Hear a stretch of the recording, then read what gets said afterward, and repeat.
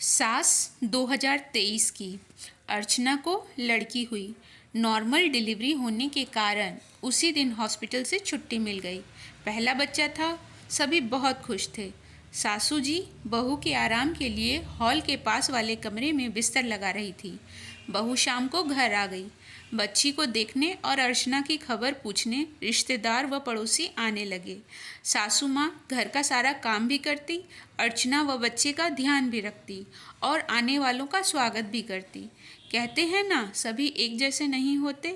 सभी अपनी अपनी सलाह अर्चना की सास को देकर जाते। अर्चना को सब अंदर सुनाई देता था।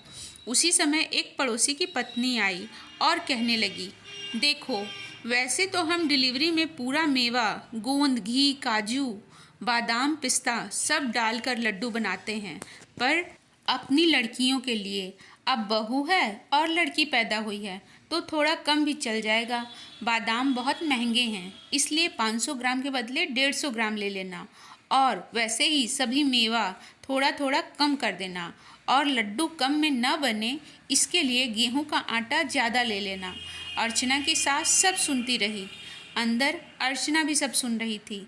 पड़ोसन चली गई। ससुर जी बोले, देखो, मैं बाजार जा रहा हूँ, तुम मुझे लिखवा दो क्या लाना है, कोई चीज़ बाकी ना रहे। अर्चना की सास ने सामान लिखवाया।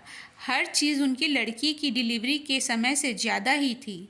ससुर जी ने पूछा, इस बार सभी सामान ज़्यादा है, क्या तुम भी लड्डू खाने वाली हो?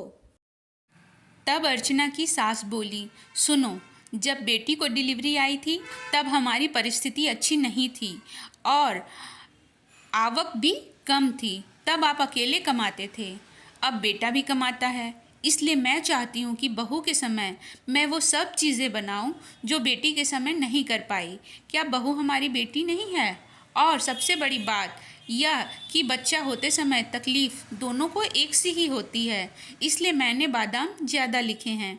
लड्डू में तो डालूंगी ही, पर बाद में भी हलवा बनाकर खिलाऊंगी, जिससे बहू को कमज़ोरी नहीं आए और बहू और पोती हमेशा स्वस्थ रहें।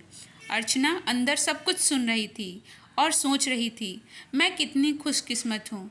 और थोड़ी देर बाद जब सासू जी रूम में आई तो अर्चना बोली, क्या मैं आपको मम्मी जी की जगह मम्मी कहूँ? बस फिर क्या, दोनों की आंखों में आंसू थे।